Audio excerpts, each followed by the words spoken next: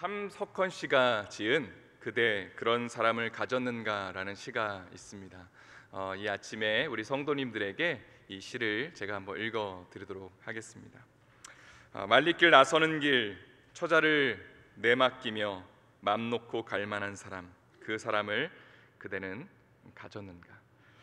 온 세상이 다 나를 버려 마음이 외로울 때에도 저 맘이야 하고 믿어지는 그 사람을 그대는 가졌는가.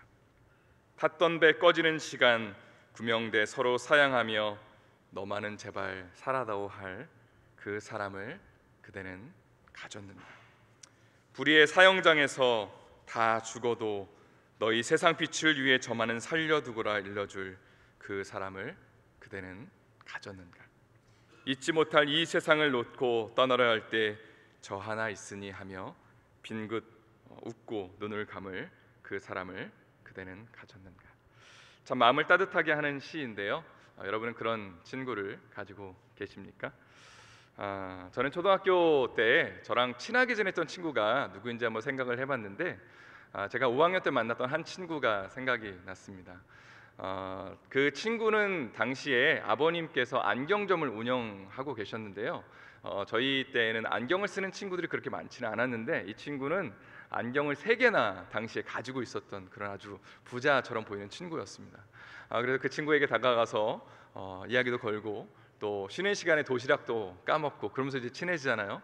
그리고 또 하굣길도 같이 또 함께하고.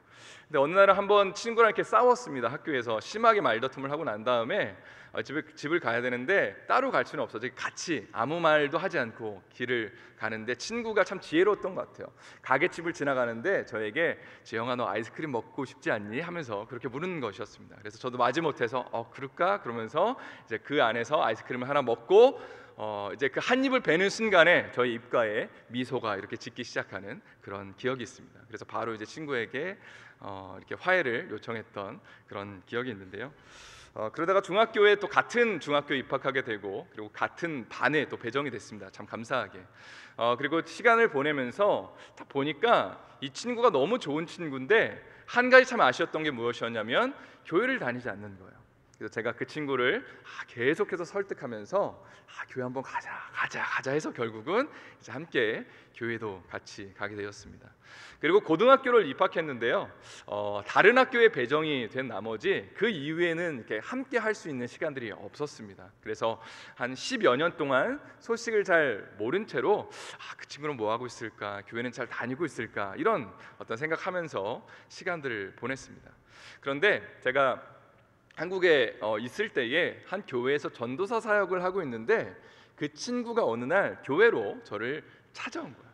그래서 재영아 이렇게 저를 부르는 거죠. 그래서 아니 그 친구 이름은 재훈이었는데요. 아니 재훈아 네가 여기 웬일이야 어떻게 알고 왔어? 이렇게 물어보니까 본인이 이제 교회를 찾기 위해서 여기 그냥 오게 됐는데 교회 요람을 하나 받았는데 그 안에 제 이름이 있더라는 거예요. 그래서 임재영 전도사 이렇게 딱 써 있으니까 얘가 내 친구 맞나 하고 확인하러 저를 찾아온 것이었습니다. 그래서 너무 반가워하면서 야 반갑다 그동안 어떻게 지냈니 하면서 그렇게 그 이후에 또 좋은 교제를 나눴었는데요.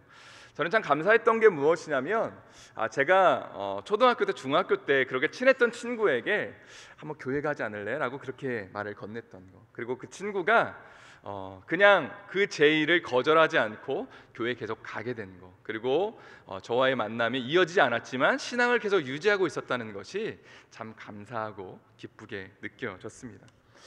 우리는 이 세상을 살아가면서 좋은 친구를 필요로 합니다. 교회에서나 또 회사를 다니면서 혹은 사회에서 정말 마음을 나눌 수 있는 또 좋은 음식이 있으면 함께 먹을 수 있는 그런 친구를 우리는 필요로 합니다. 그런데 만약에 이런 생각을 해봤어요. 내가 정말 사랑하는 그 친구가 나를 배신하는 그런 일이 일어난다면 어떤 마음이 들까요? 교회 안에서 정말 친하게 지내는 집사님이 계신데 그 집사님한테 정말 많은 사랑을 나도 나름대로 준다고 생각했는데 들리는 소문에 의하면 그 집사님이 나를 욕하고 다닌다는 그런 얘기를 들었을 때에 여러분 어떻게 반응하시겠습니까? 그 소리를 처음 듣고 그 집사님을 처음 만났을 때에 처음에 무슨 말을 해야 될지 고민하지 않을까요?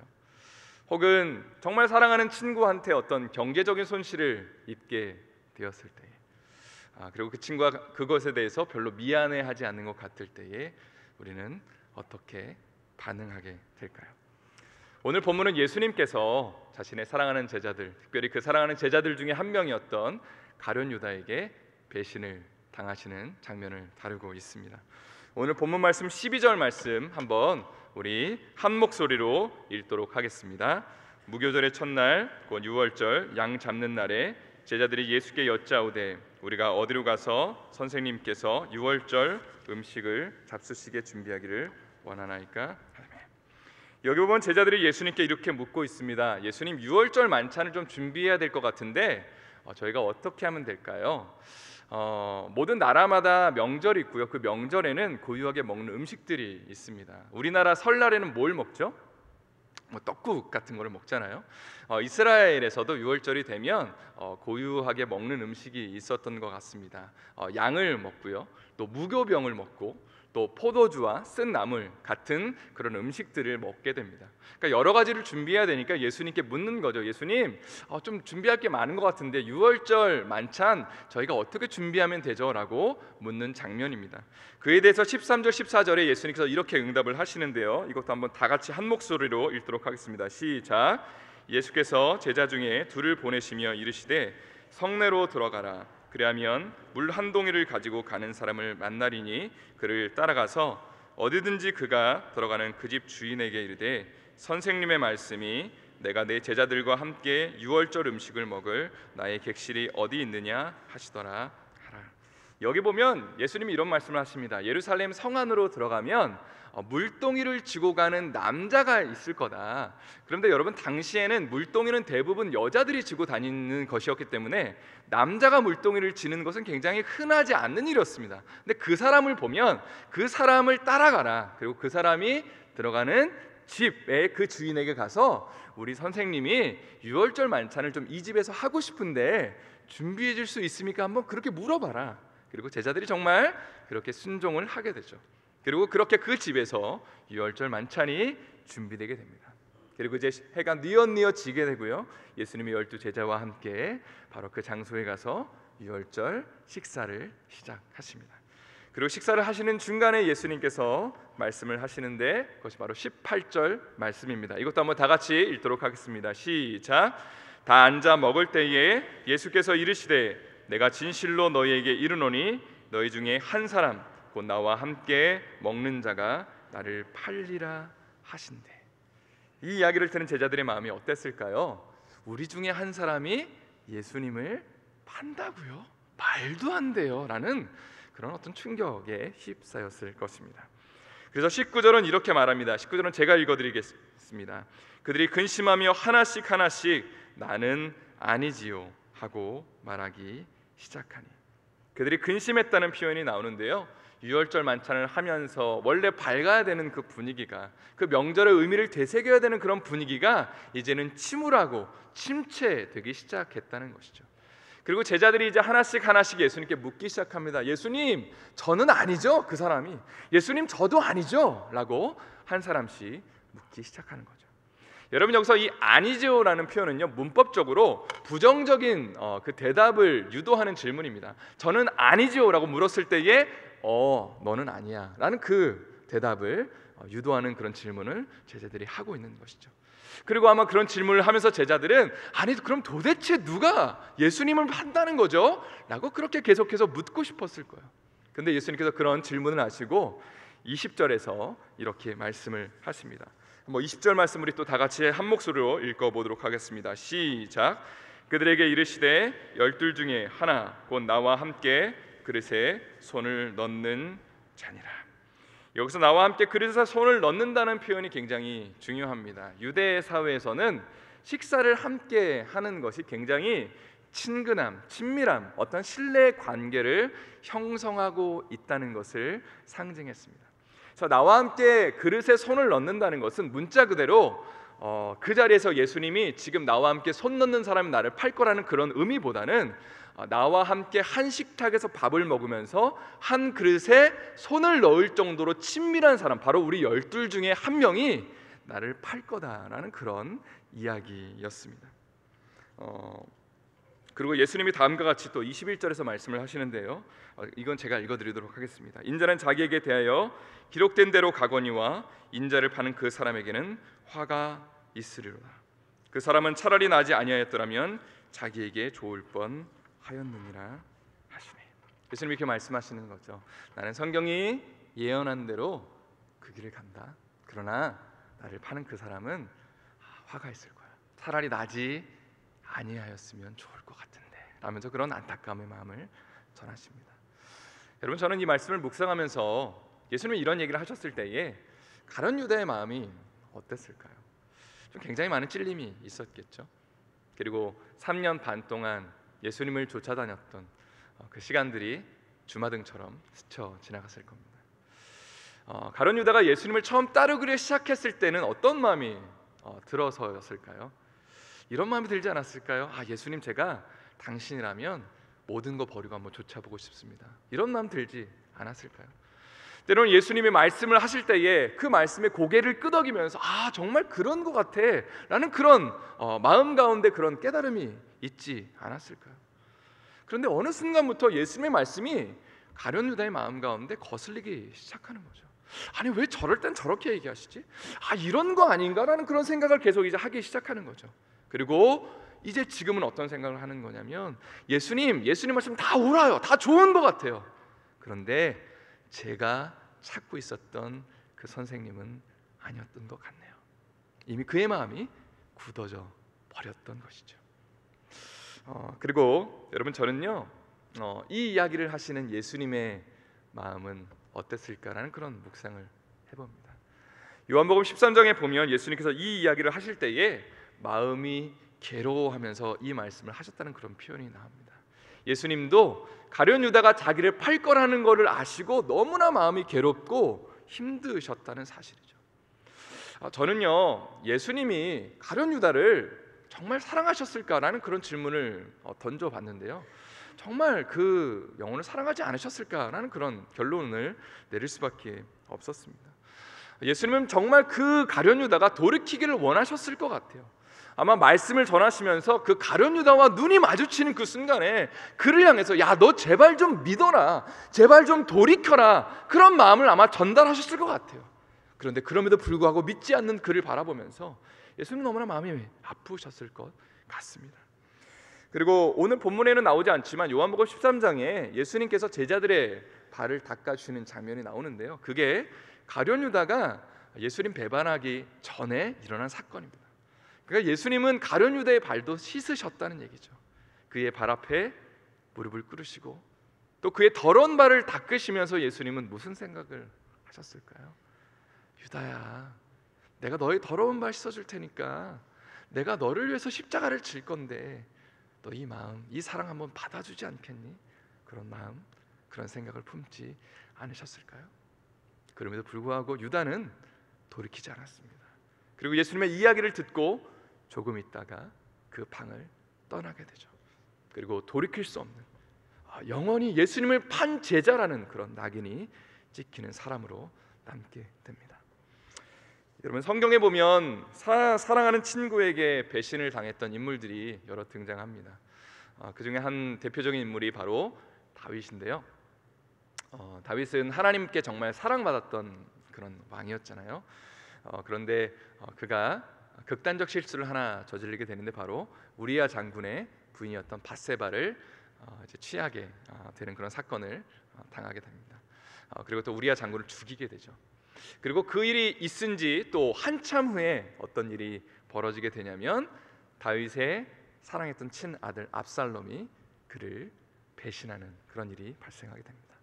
그래서 어느 날 갑자기 이제 신하들이 그 다윗 왕에게 와서 임금님 큰일 났습니다.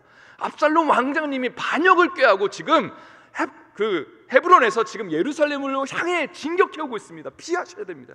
이런 얘기를 들었을 때에 다윗이 그렇구나 하면서 그 충격에 휩싸이면서 이제 짐을 주섬주섬 빨리 이제 챙기면서 예루살렘을 떠나게 되죠.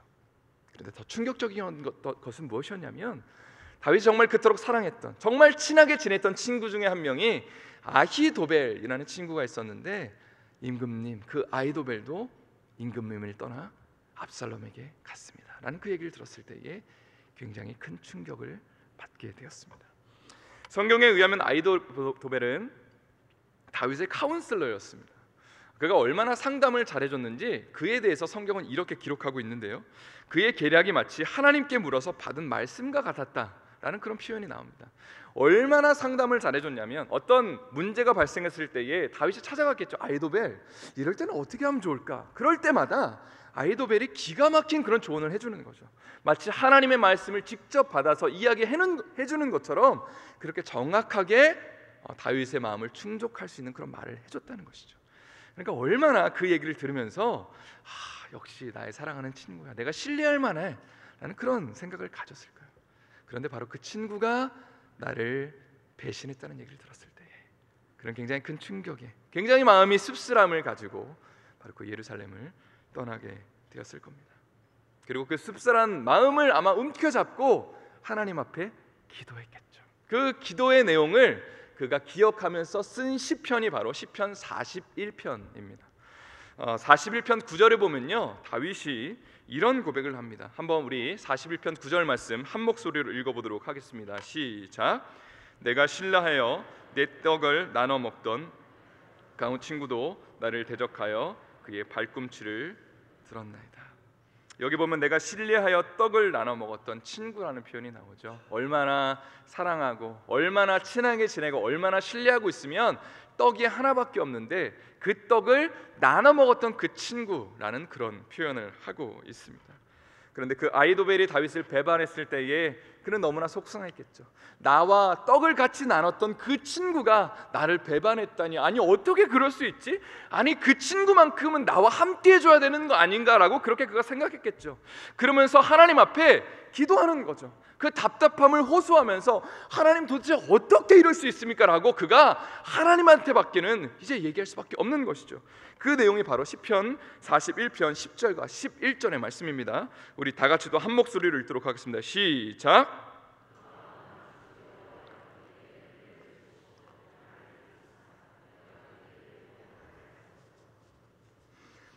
41절도 읽겠습니다.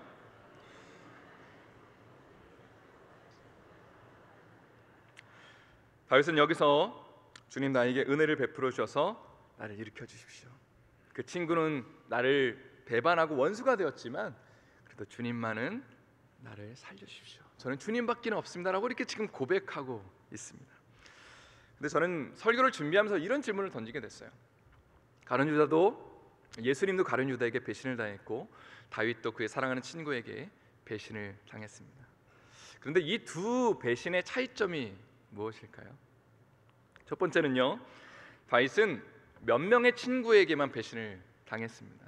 그 이야기는 무엇이냐면 그가 예루살렘을 떠나게 되었을 때에 여전히 그의 옆에는 그의 충신들이 많이 있었다는 거죠.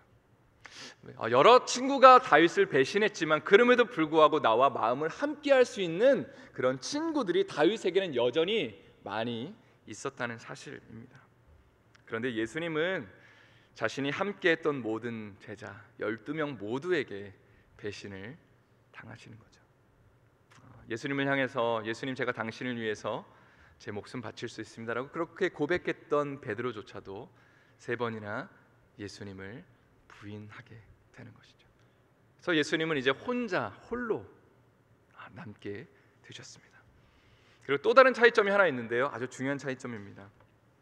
다윗은 가장 친한 친구에게 배신당했을 때에 하나님께 도움을 요청할 수 있었습니다.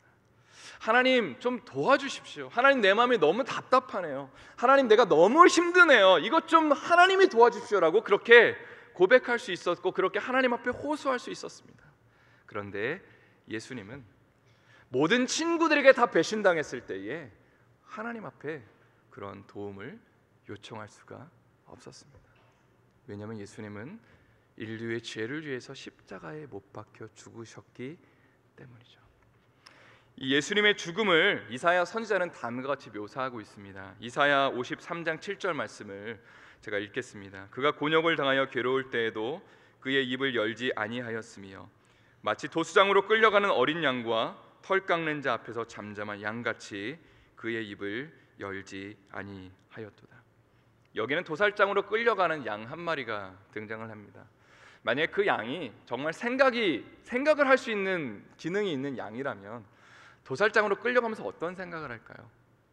아, 주인이 나를 버렸구나, 이런 생각하지 않을까요? 내가 신뢰했고 내가 따르길 원했던 그 주인이 나를 팔아넘겼구나, 나를 이제 제물로 바치든가 아니면 어쨌든 나를 죽이려고 하는구나 라는 그런 생각을 양이 하지 않았을까요?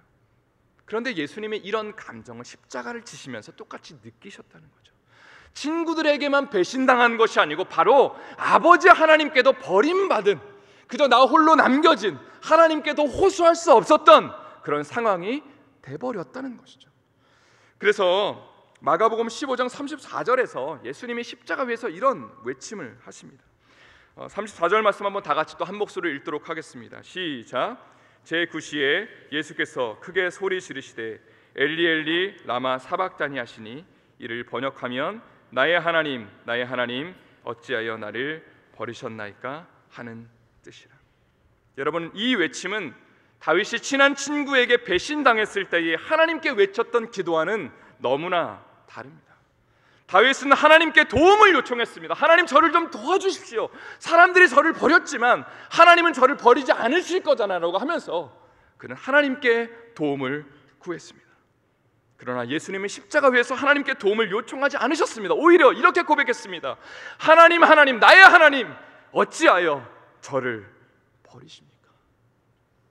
여러분, 그 이유는 십자가는 저주의 상징이었기 때문에 그렇습니다. 십자가는 하나님 앞에 저주를 받는 것을 의미했기 때문에 그렇습니다.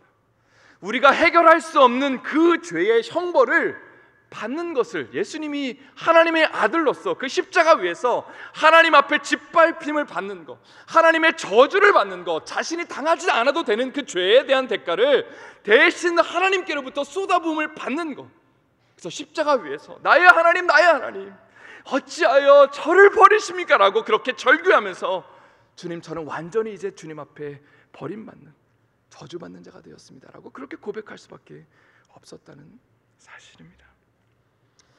여러분, 혹시 우리 가운데 외로움이 있는 성도들이 있다면, 그리고 누군가에게 배신당해서 그 모멸감, 그 배신감 가운데 우리가 그럼에도 불구하고 하나님 앞에 나와서 하나님, 나를 좀 위로해 주세요, 하나님 나에게 좀 평안을 주세요라고 기도할 수 있는 이유가 있다면, 그리고 그 기도의 결과로 우리가 만약에 하나님이 주시는 그 은혜를 받을 수 있다면, 그 이유는 예수님이 내가 당해야 되는 그 외로움과 그 배신감을 홀로 지고 십자가를 지셨기 때문에 그렇다는 사실입니다.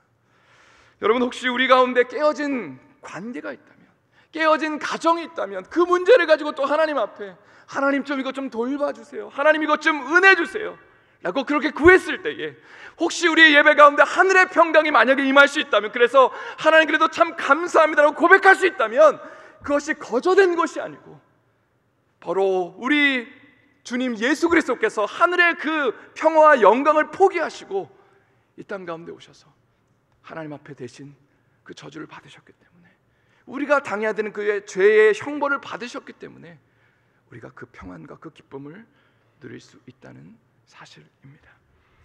이제 말씀을 마무리하면서 우리에게 있는 진정한 친구가 누구인지를 한번 돌아보기를 원합니다. 설교 초두에 소개해드린 것처럼 함석헌 씨는 그대 그런 사람을 가졌는가 라는 시를 썼습니다.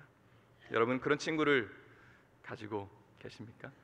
모든 사람이 다 나를 배신하고 배반해도 그 한 사람만큼은 믿을 수 있는 바로 그 사람, 자신을 버리면서까지 나를 사랑한다고 이야기하는 바로 그 사람, 하나님께 버림받으면서까지도 나에게 생명 주기를 원한다고, 나에게 평안 주기를 원한다고 그렇게 말씀해주는 바로 그 사람, 바로 그분이 바로 우리의 주님이신 예수 그리스도이심을 고백합니다. 오늘 이 새벽에 혹시 어떤 아픔과 어떤 상한 감정을 가지고 나온 분이 있으십니까? 그렇다면 그 예수님이 십자가에서 못 박히신 그 사랑과 은혜가 우리의 삶 가운데 임하기를 축복합니다. 거저된 것이 아니잖아요. 그냥 우리가 그 평안 누릴 수 있는 것이 아니잖아요. 정말 내가 외롭고 힘들 때에 하나님 주시는 그 위로와 그 충만한 역사가 그냥 거저된 것이 아니잖아요. 주님이 대가를 치르셨기 때문에, 주님이 우리가 당해야 되는 모든 그 아픔과 질고를 지셨기 때문에 가능한 것입니다. 시간 함께 우리 찬양을 하나 하면서 주님의 이 사랑을 고백하고 싶은데요, 갈보리 산 위에라는 찬양 함께 우리 정말 주님을 향한 그 사랑을 고백하면서 이 찬양 우리 함께 하도록 하겠습니다.